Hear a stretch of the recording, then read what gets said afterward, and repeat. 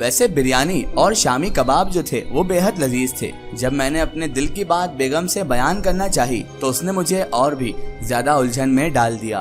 तभी वो कहने लगी, आप भी किन चक्करों में उलझ गए हैं, रात गई बात गई। वैसे एक बात तो है कि ये पूरी की पूरी जो फैमिली है बहुत ज्यादा अच्छी है। और कहने लगी, ये देखिए। मेरी बेगम ने गले से एक सोने का हार उतार कर मुझे दिखाते हुए कहा। सोने का ये हार बेगम गयास ने बतौर खास अपने गले से उतार कर मेरे गले में पहनाते हुए मुझसे कहा था कि ये हमारी तरफ से हमारी मुलाकात का पहला तोहफा है।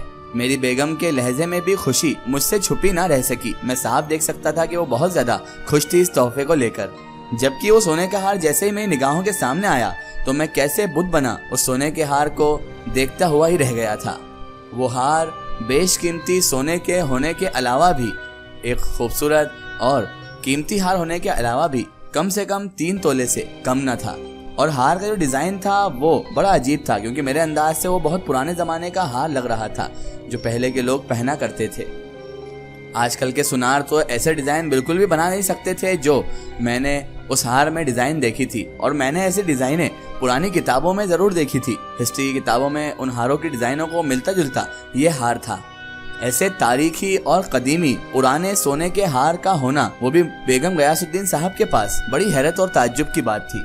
और इससे भी ज्यादा हैरानी और ताज्जुब की बात ये थी कि उस बेगम का यानी गयास साहब की बेगम का ये हार मेरी बेगम को गिफ्ट कर देना, तोहफा दे देना, ये भी बड़ी अजीब बात थी। क्योंकि इतना कीमती और वजनी हार कौन किसे पहली मुलाकात में ही गिफ्ट या तोहफा कर देता है।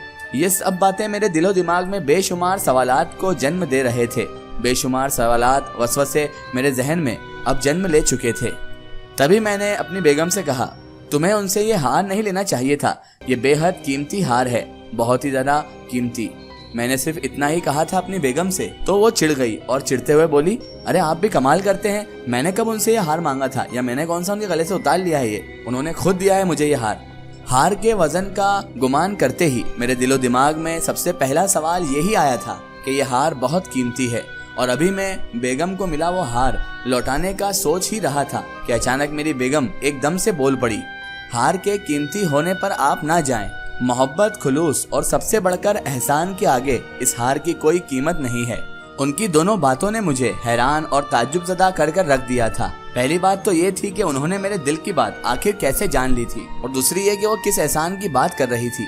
लेकिन इतना कीमती हार, मैं गोया बुरी तरह उलझ कर रह गया था और मेरे मुंह से इतना ही निकला था। तभी मेरी बेगम बोली, आप यकीन कीजिए, यही सोचकर मैंने ये हार अपने गले से उतार कर उन्हें देना चाहा था, तो उन्होंने ना सिर्फ हार लेने से इनकार कर दिया, बल्कि ये कहकर उन्होंने तो मुझे भी हैरत ज़दा कर दिया, मुझे भी हैरान कर दिया था कि आप ये हार रख लीजिए। आपने अपनी जिंदगी में बहुत दुख झेले हैं, बहुत तकलीफें उठाई है आपने अपनी जिंदगी में। पहले अपने शौहर के लिए बहुत तकलीफ उठाई और फिर अपनी औलाद के लिए बहुत तकलीफ उठाई। आपने जिस तरह से कदम कदम पर अपनी ख्वाहिशात का गला घोटकर कुर्बानी दी है, इस हार को उन्हीं कुर्बानियों का इनाम समझकर, उनका अज्र समझकर ही रख लीजिए। और वैसे भी घर आई किसी भी नेमत को ठुकराना अक्लमंदी नहीं है, दानिशमंदी हो ही नहीं सकती। आप यकीन नहीं मानेंगे, लेकिन वो मेरे माजी के बारे में यानी मेरे अतीत के बारे में मुझे हर बात इस तरह से बता रही थी, हर पल पल की खबर इस तरह से दे रही थी जैसे गयास साहब की बेगम का एक एक लम्हा मेरे साथ ही गुजरा हो, और वो तो मुझे अपने ही वजूद का एक हिस्सा महसूस होने लगी थी। बेगम के लबों से निकलने वाला एक एक लफ्ज मेरी हैरत में और इजाफा कर रहा था, मुझे और ज्यादा हैरान और परेशान कर रहा था। और मैं ही नहीं बल्कि मेरी बेगम और हम दोनों ही अपनी अपनी जगह हैरान और परेशान थे। और इस मुतय्यन सवाल पर हम दोनों ही गौर फरमा रहे थे, इस पर दोनों ही सोच रहे थे कि गयास साहब और गयास भाई की बेगम हम दोनों पर, हम सब पर इस कदर मेहरबान आखिर क्यों है, क्या वजह है, क्या हमारे माजी में भी उनका कोई किरदार रहा है, वो हमें हमसे ज्यादा कैसे जान सकते हैं। अलगरज गयासुद्दीन साहब के कुंबे से हमारे बहुत अच्छे ताल्लुकात बन गए। उनके बीवी बच्चों से तो मेरा मिलना बहुत कम ही हुआ करता था, लेकिन गयासुद्दीन भाई या बड़े भाई से मेरा मिलना बहुत ज्यादा था। उनसे मिले बगैर या फिर उनसे बातें किए बगैर शायद ही अब मेरा कोई दिन गुजरता था। मेरी और मेरी बेगम का यही ख्याल था, यही सोच थी कि शायद गयासुद्दीन भाई बहुत ही अमीर कबीले से ताल्लुक रखते होंगे, बहुत ही अमीर खानदान के चश्मो चिराग हैं और बहुत ज्यादा पैसे वाले हैं, और उनका घर भी बेहद आलीशान और खूबसूरत होगा, जिसमें दौरे जदीद की, आज के दौर की हर आसाइश, हर जरूरियात की चीजें, हर इक्विपमेंट्स मौजूद होंगे जो जिंदगी में सहूलियत को पैदा करते होंगे। गयास साहब, उनके बीवी बच्चे बहुत ठाट बाट वाली आलीशान जिंदगी जिया करते होंगे और हर काम के लिए उन्होंने शायद घर में एक अलग मुलाजिम रखा होगा। उनके घर में बहुत सारे मुलाजिम होंगे, बंगले जैसा घर होगा। यही हम दोनों की सोच थी। लेकिन हमारे इस ख्याल की उस लम्हे बुरी तरह नफी हुई। बुरी तरह से हमारे ख्यालों की दुनिया उजड़ी जब पहली बार हमारा उनके घर जाने का इत्तेफाक हुआ, यानी गयास भाई के घर जाने का।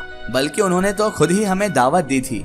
अब सोचता हूँ तो ख्याल होता है कि शायद उन्होंने दानिश्ता ही हमें खाने पर दावत दी थी, ताकि जो कुछ हम गयास साहब उनके परिवार के मुतालिक, उनके कुंबे के मुतालिक, उनकी जिंदगी के मुतालिक सोच रहे थे, हम सबके सामने सारी पिक्चर क्लियर हो जाए, सब कुछ हमें रोशन हो जाए कि वो कोई इतने अमीर खानदान से ताल्लुक नहीं रखते। जब हम गयास साहब यानी बड़े भाई के मकान पर पहुंचे तो उनका मकान देखकर हैरान रह गए, क्योंकि उनका मकान 2 कमरों पर ही मुश्तमिल था, यानी 2 कमरों का ही उनका मकान था।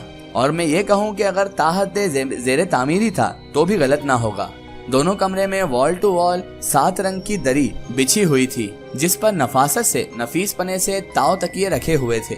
फर्नीचर के नाम पर एक कमरे में रखा हुआ एक तख्त ही मौजूद था, जिस पर सुर्ख रंग का एक कालीन बिछा हुआ था। उनके पूरे घर में एक बात बड़ी अजीब व गरीब थी, क्योंकि उनके पूरे घर में नामालूम सी एक खुशबू महक रही थी। एक पूरी के पूरी खुशबू महकी हुई थी, और वो खुशबू ऐसी खुशबू थी कि जिसको आज तक हम शिनाख्त ना कर पाए कि आखिर वो खुशबू थी किस चीज की। हालांकि हमने गौर भी किया कि उस कमरे में कोई अगरबत्ती या लोबान कुछ लगा हुआ हो, लेकिन उस वक्त उस कमरे में ना अगरबत्ती थी, ना लोबान था, ना ही कोई ऐसी शे लगी हुई थी जिससे ये खुशबू महक रही हो, और ना ही आज तक हमने ऐसी खुशबू कहीं और महसूस की थी। किचन तो बिल्कुल खाली पड़ा था, बर्तन, चूल्हा तक वहाँ पर मौजूद नहीं था। बेगम ने मेरे कान में सरगोशी की इन सब चीजों के बारे में, और मैं सर हिलाकर ताज्जुब में ही रह गया। मैंने उस वक्त ही अहद कर लिया था, सोच लिया था कि गयास भाई से, बड़े भाई से अपने दिलो दिमाग में चकराने वाले हर सवाल का जवाब पूछूंगा, हर सवाल के बारे में तफसीर से उनसे जानूंगा। लेकिन अल्लाह जाने ना जाने क्यों गयास भाई के नाम पर मेरे जुबान पर कोई सवाल ही नहीं आता था। जैसे ही वो सामने आते, सारे सवाल, सारे जवाबात दिल के दिल में ही रह जाते। उनसे पूछने की ज़रूरत ही पैदा नहीं हो पाती। पता नहीं उनकी शख्सियत में ऐसा क्या रोब था, ऐसा क्या दबदबा था कि मेरी आवाज़ उनके सामने निकल ही नहीं रही थी।